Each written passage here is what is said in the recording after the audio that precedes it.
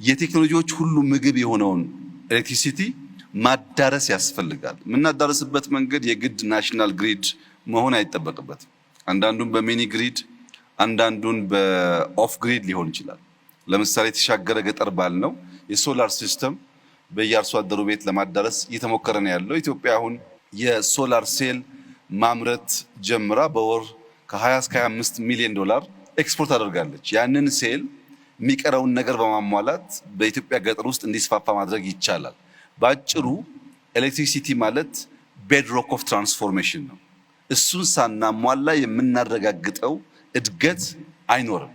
የተሟላ እድገት ለማምጣት ኢነርጂ ያስፈልጋል። ያ ኢነርጂ ግን በከተሞች የታጠረ በቅርብ ርቀት የታጠረ ሳይሆን ሁሉም ዜጎች የሚያገኙት መሆን አለበት። ሁለተኛ ኮኔክቲቪቲ ነው። በርከት ያሉ ከተሞች 4G 5G አክሰስ ማድረግ ጀምረዋል። ኮኔክቲቪቲ ግሬት ኢኳላይዘር ነው ይባላል። አንድ ሰው ኮኔክትድ ሲሆንና ኮኔክትድ መሆን ሲሳነው እኩል እድል ማግኘት ስለማይችል ቅድም ያልኩት ኦፖርቹኒቲ አይመጣም ማለት ነው። አንድ ሰው ዳታ አለው፣ አንድ ሰው ዳታ የለውም። በዚያ ምክንያት በርካታ መረጃዎች፣ እውቀቶች እና ዳታን ኤክስቼንጅ የሚያደርግባቸው ስርዓቶች ሊያጣ ይችላል።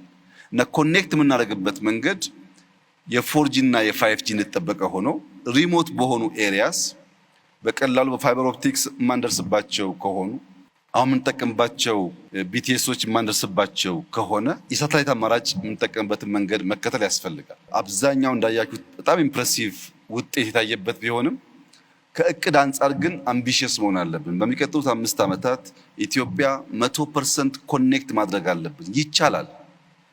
እንደሚቻል አምነን ኮኔክት ካላደረግን በስተቀር ዜጎች እኩል እድል ማግኘት አይችሉም። እኩል እድል አግኝተው አይማሩም። እኩል እድል አግኝተው አይታከሙም። እኩል እድል አግኝተው ስራ አያገኙም።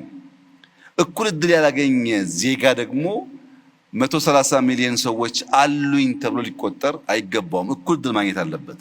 ያ እንዲረጋገጥ ኤሌክትሪክ እንደ ምግብ፣ ኮኔክቲቪቲ ደግሞ እንደ ኢኳላይዘር ተወስዶ አግሬሲቭሊ ልንሰራበት የሚገባ ሴክተር ነው። ይህንን ስናሳካ እና ደግሞ እውቀት ስንጨምርበት ነው ያልነውን ትልም በተሟላ መንገድ ልናረጋግጥ የምንችለው።